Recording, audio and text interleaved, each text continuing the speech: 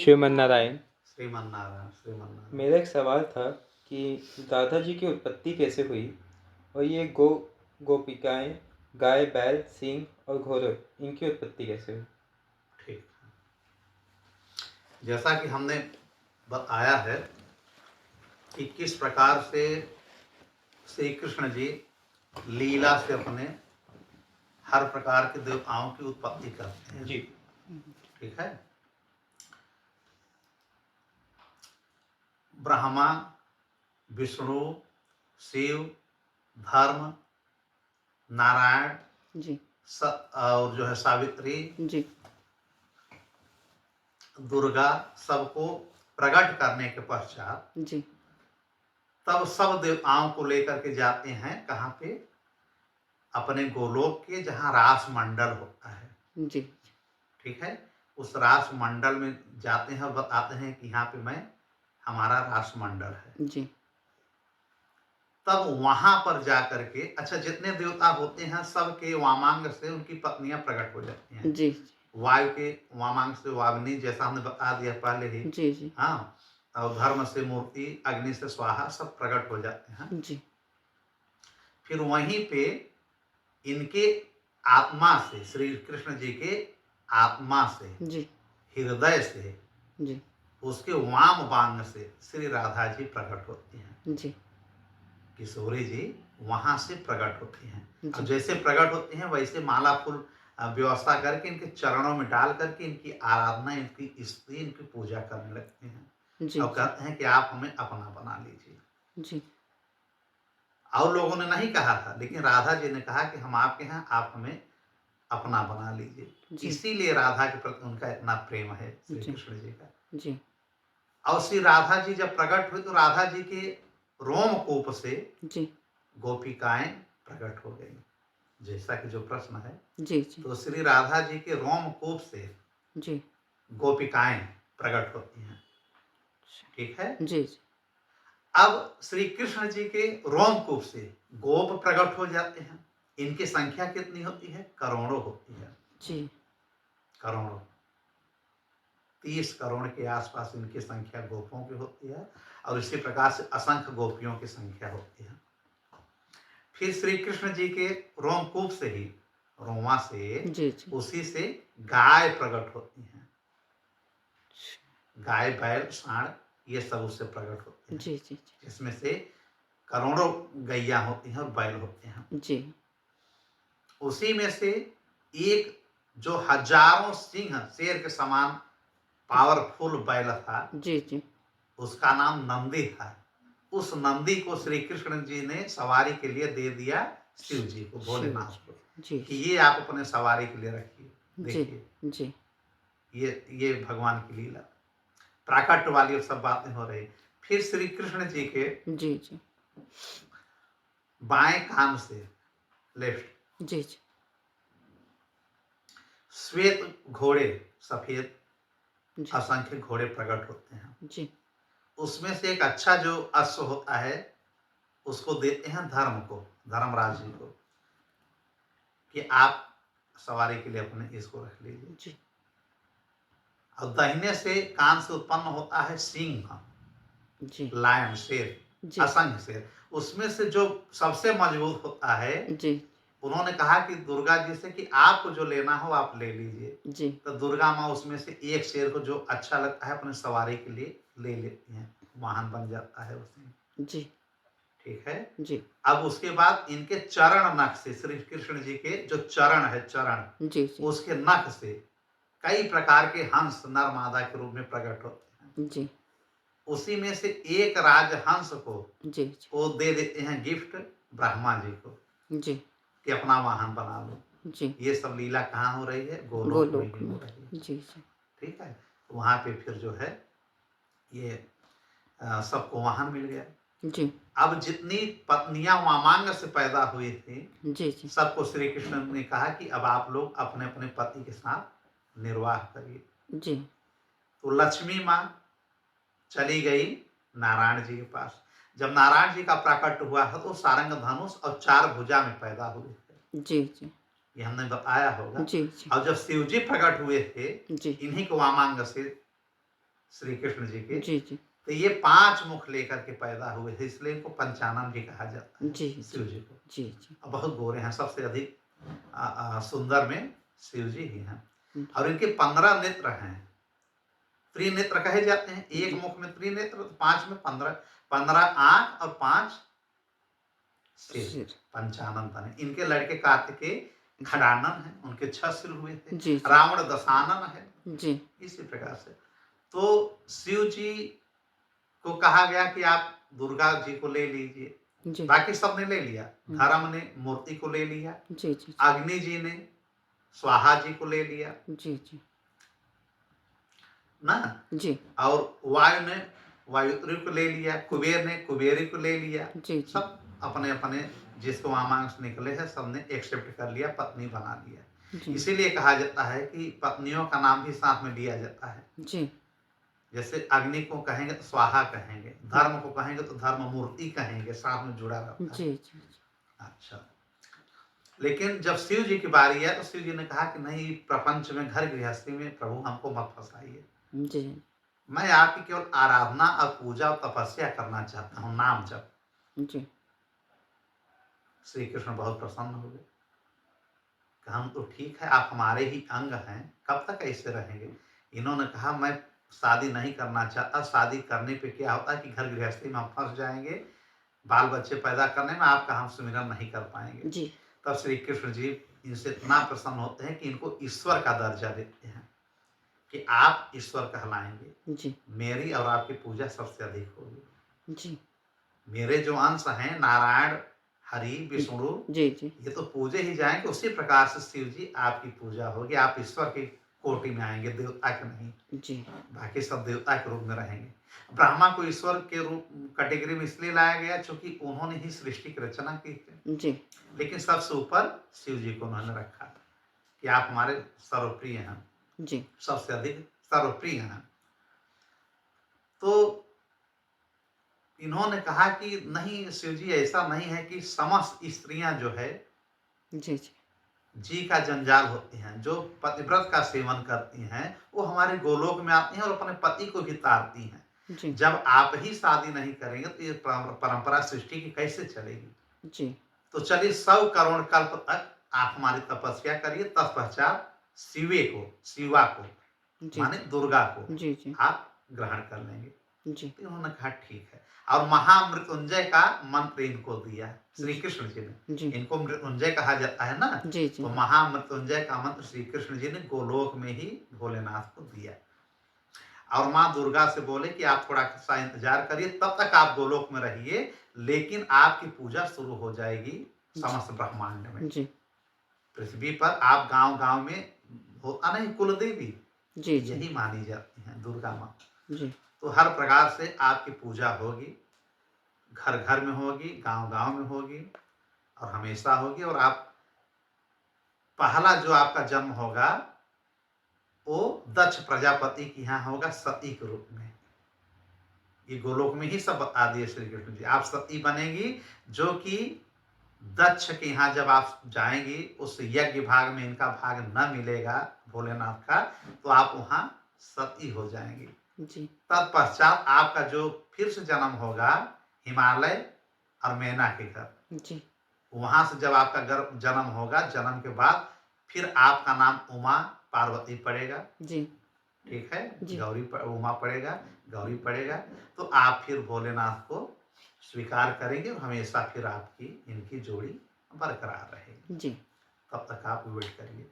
ये सब करने के बाद उन्होंने, श्री कृष्ण जी ने ब्रह्मा जी से कहा कि अब सृष्टि की उत्पत्ति करो।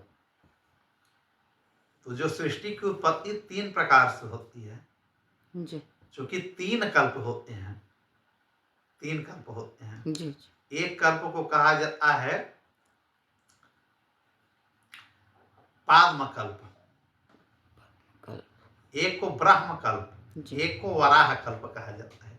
जी ठीक है, जी ब्रह्म कल्प की ये घटना हो रही है, और इन्हीं तीनों कल्पों को मिलाकर के अगर हम बोले तो उसको महाकल्प कहा जाता है। जी हमने मनवंतर कल्प कहा है ना, जी, जी, महाकल्प जी। समझ लीजिए कि जो 3 कल्प हैं, जी जी ब्रह्म कल्प, पद्म कल्प वराह कल्प, पद्म कल्प, यही जो है महाकल्प। महाकल्प कहा जाता है। जी तो ब्रह्मकल्प में सृष्टि की रचना, हर सृष्टि में, हर कल्प में जी। सृष्टि की रचना ब्रह्मा जी की ही द्वारा हुई है। जी तो जी ब्रह्मकल्प में कैसे हुआ?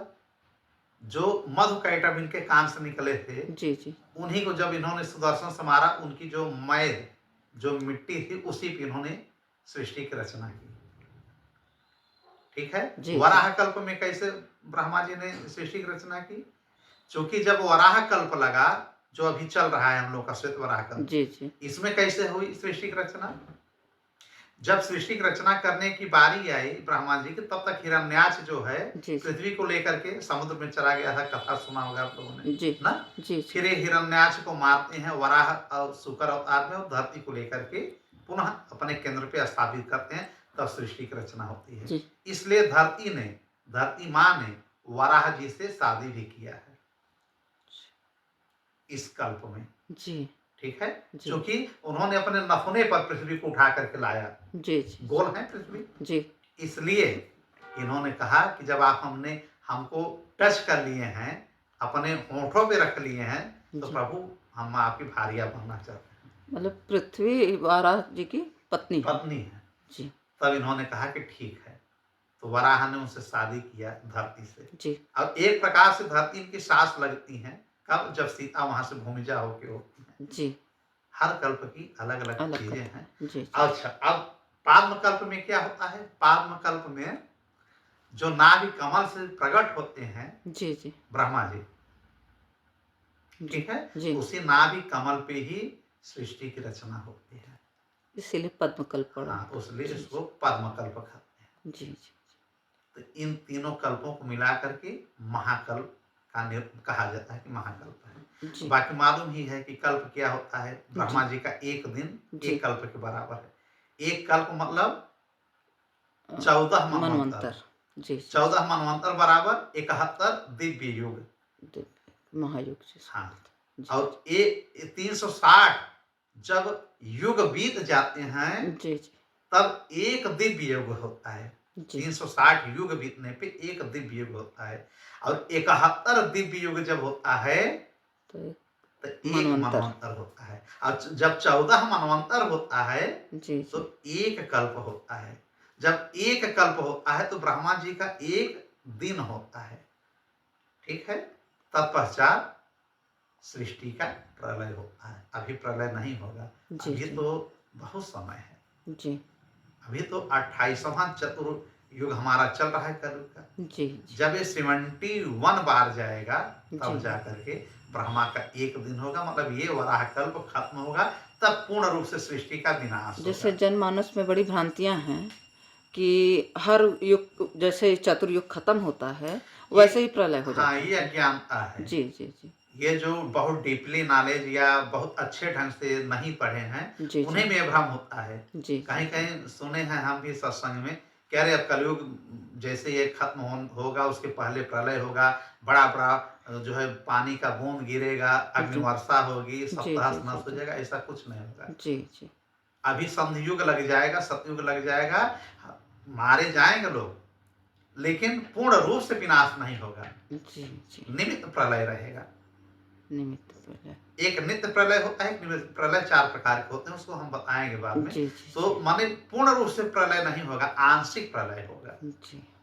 तो क्या कलयुग इस बार मतलब पूरा उम्र कलयुग की हाँ, मतलब। पूरा जी उम्र चलेगा। अभी 28, अभी ये पूरा चलेगा, उसके बाद सतयुग आएगा। जी जी जी सतयुग होने के बाद फिर चलेगा 29 चतुर्युग, जी जी फिर 4 युग चलेगा, सतयुग, त्रेता, द्वापर, कलयुग, जी फिर जी 29 खत्म होगा, फिर 30 चतुर्युग आएगा।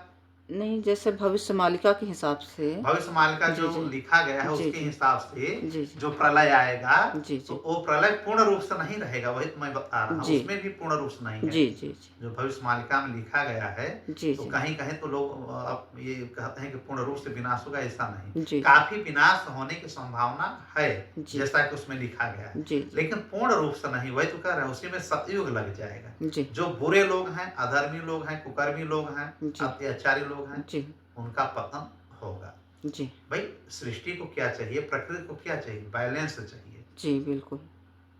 भाई जैसे एक कमरा ये आपका है, एक कमरे में हम 2 लोग रह सकते हैं, 3 या 4। जी अब जी इसमें 50 लोग रहेंगे तो रह नहीं पाएंगे ना, जी फिर आपस में विवाद होगा जी कि यार तुम चलो कहीं और अपनी व्यवस्था बनाओ, तुम कहीं अपनी व्यवस्था बनाओ, नहीं मेल जोल खाएगा। उसी प्रकार से प्रकृति में भी मेल जोल नहीं बैठ रहा है जी जी कि इतने करोड़ होने चाहिए जनसंख्या, तो अरबों हो जा रहा है जनसंख्या। जी तो पृथ्वी का भार जी वजन हो रहा है, पापी बढ़ रहे हैं, अधर्म बढ़ रहा है, असत्य बढ़ रहा है, तो बैलेंस तो होगा ही। कहीं देख रहे हैं कहीं कोरोना आ जा रहा है, कहीं प्रकृति अपने ढंग से नेचर जो है जी जी बैलेंस कर रही है। उसी प्रकार से बैलेंस होने के लिए, सृष्टि को बैलेंस प्रकृति को करने के लिए ये सब जी आता रहेगा। कहीं भूकंप आएगा, कहीं भूचाल आएगा, कहीं आंधी आएगा, कहीं भगवान खुद आकर के ये कर देंगे, कहीं लोग अपने आप मर जाएंगे किसी महामारी से, रोग से, या किसी अन्य प्रकार से। जी जी कहीं देश आपस में लड़ जाएंगे, जी एटम फेंक देंगे, परमाणु युद्ध हो जाएगा, जैसा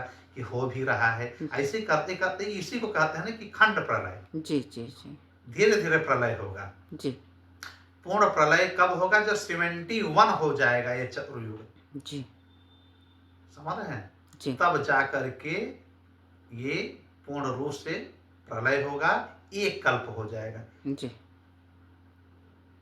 एक कल्प 14 मनवंतर होगा ना। जी, अभी जी, कितना है मालूम है? सातवां मनवंतर चल रहा है, अभी 7 बाकी है। 7वां मनवंतर जी है। जी तो समझिए, पहले जब 71 होगा तब ये मनवंतर डांकेंगे हम, 8वें मनवंतर पे आएंगे। जी बहुत बारीकी से समझने की जरूरत है, जी जी बहुत बारीकी से। कल्प बहुत बड़ा होता है ना। जी जी कल्प का मतलब ही होता है कि 14 मनवंतर, माने 14 मनु, मनु माने राजा, जी, जिसके जी। हम लोग वंश प्रणाली में चले आए।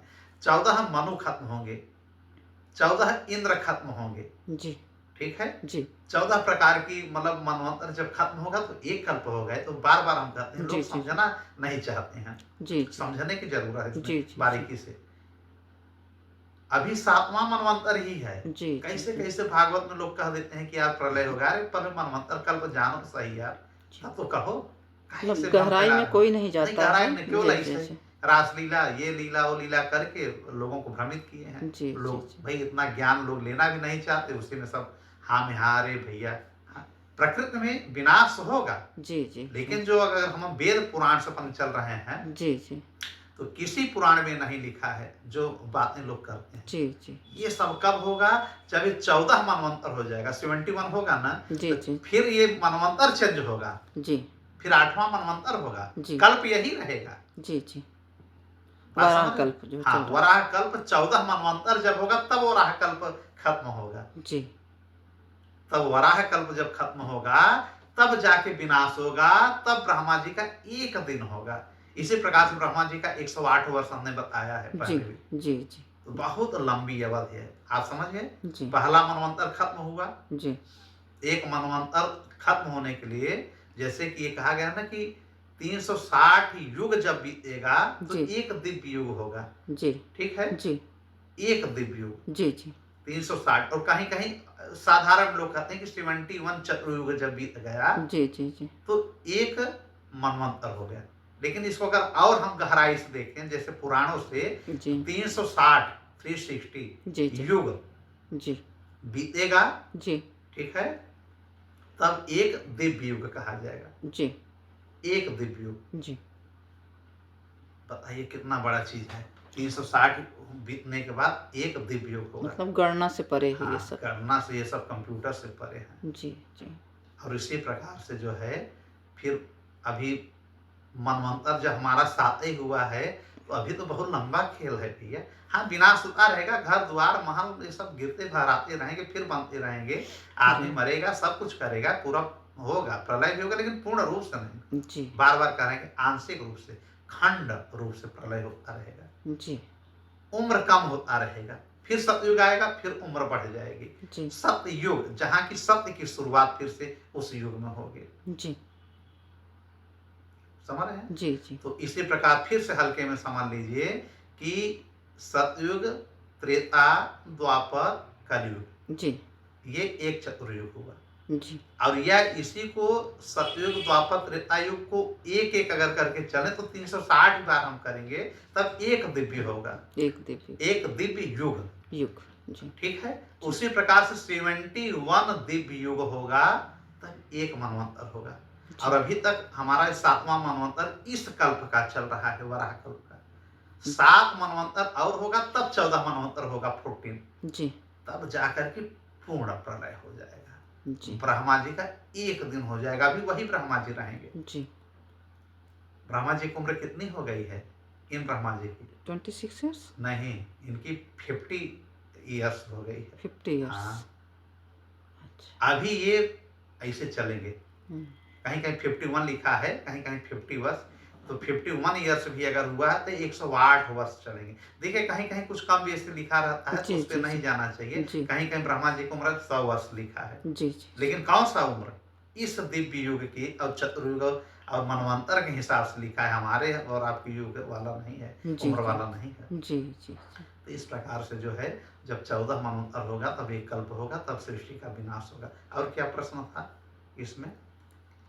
गोलोक से संबंधित था, हाँ, आप तो बता रहे हाँ, थे। तो गोलोक से संबंधित था, जैसे हमने पहले बताया है जी जी जी कि गोलोक, वैकुंठ लोक और शिवलोक, जी ये 3 श्री कृष्ण जी के द्वारा ही बनाए गए हैं, जो नित्य लोक हैं। जी जी जी। कहीं कहीं कहा जाता है कि शिवलोक भी जो है विलय हो जाता है, लेकिन ऐसा नहीं है, शिवलोक भी नित्य है, जी वैकुंठ लोक नित्य है, गोलोक नित्य है। जी जी उसके बाद जितने लोक हैं जी जी जी उनका पतन होता है, उनका विनाश होता है। विनाश होता है। और ये किसी भी कल्प में ये इनका तीनों लोकों का, गोलोक का, वैकुंठ लोक का, शिवलोक का विनाश नहीं नहीं होता है। होता है और अन्य कल्पों का, अन्य लोगों का। स्वर्ग जी लोकों जी का हो जाता है। जी जी ठीक है, जैसे स्वर्ग, स्वर्ग की कल्पना की गई, ये स्वर्ग लोक है कहाँ? जी ब्रह्मा जी को जब सृष्टि का मिला तो ब्रह्मा जी ने मेरू पर्वत पे जी जी जी सारे लोकों की सृष्टि कर दी।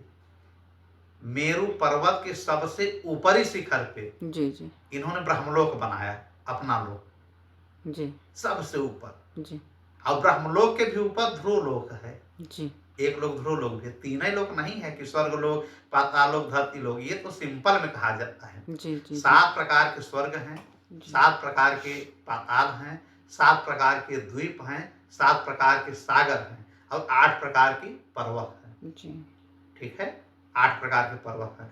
और जिसमें ये पर्वत का, ये सब कहाँ हैं? सुमेरु पर्वत पे।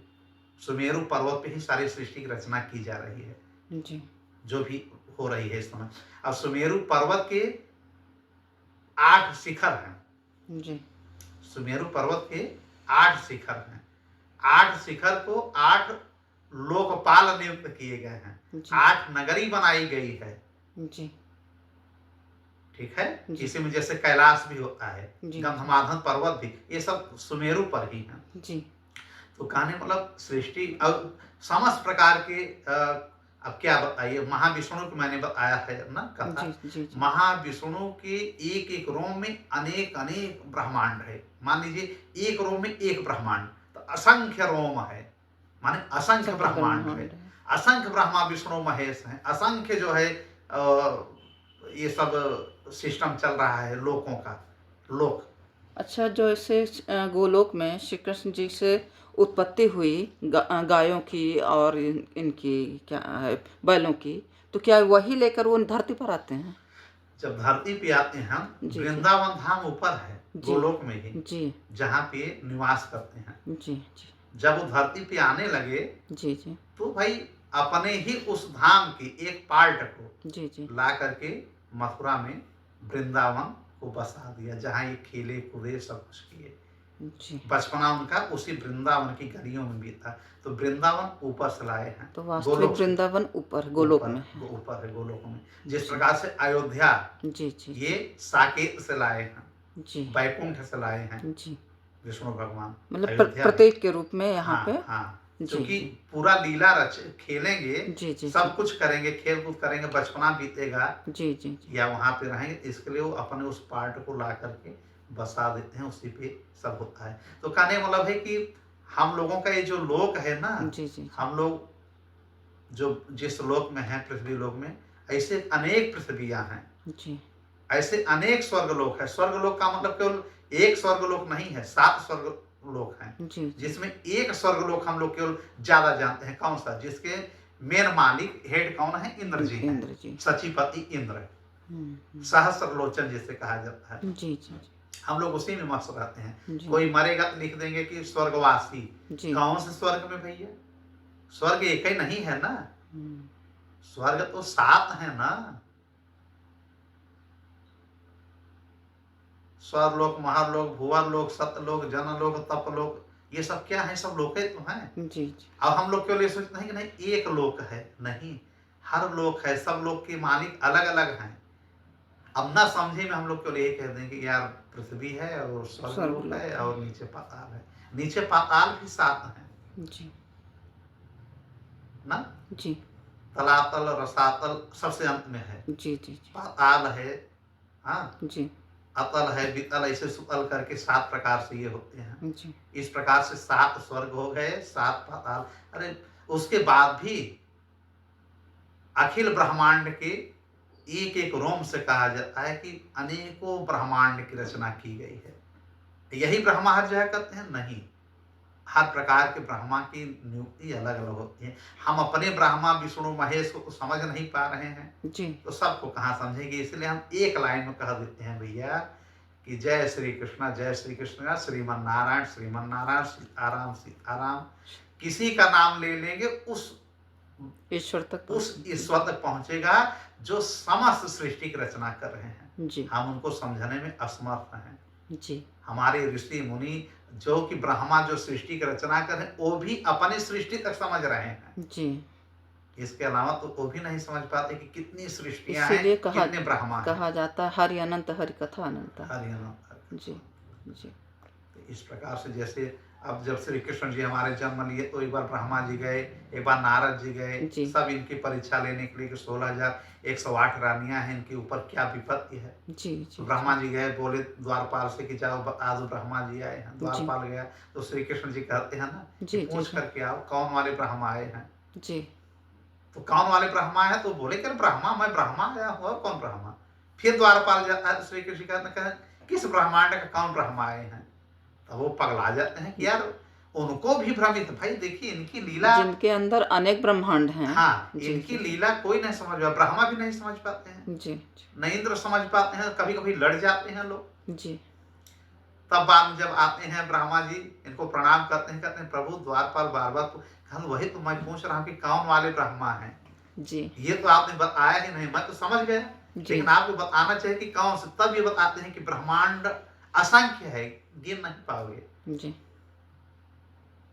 असंख्य ब्रह्मांड है, असंख्य ब्रह्मा है, असंख्य विष्णु और महेश हैं, असंख्य दिक्पाल हैं, असंख्य वायु हैं, असंख्य कुबेर हैं। मतलब जितने ब्रह्मांड उतने सब पद पड़ेंगे, उतने इंद्र पड़ेंगे, उतनी व्यवस्था बनेगी। जी जैसे हनुमान जी को घमंड हुआ तो एक बार इन्होंने तोड़ा, ब्रह्मा के घमंड को इन्होंने तोड़ा, जी सब इंद्र के घमंड को तोड़ा। जी सब भूल जाते हैं ना, जो पद पाता है ना उसी में मस्त हो जाता है। जी जी जो जिस कुर्सी पे बैठेगा उसी में मस्त हो जाता है कि यार हमसे पावरफुल कोई नहीं है। बाद में पता चलता है कि यार हमसे भी ऊपर कोई कुर्सी है। जी जैसे एक दरोगा सोचेगा कि यार मैं सर्वे सर्वा हूँ, इंस्पेक्टर जब आएगा सोचेगा मैं जूनियर हूँ, जी इंस्पेक्टर के ऊपर जब सीईओ आएगा तो इंस्पेक्टर सोचने लगेगा कि यार उनके मैं जूनियर हूँ, जी। सीईओ के ऊपर एसपी आएंगे तो मतलब इसी प्रकार से इसी सीढ़ी बनी है। व्यवस्था उसी प्रकार से व्यवस्था आपका देवलोक का भी बना हुआ है। जी जी ठीक है, जी आगे चलिए फिर आगे की चर्चा होगी। जी श्रीमन नारायण।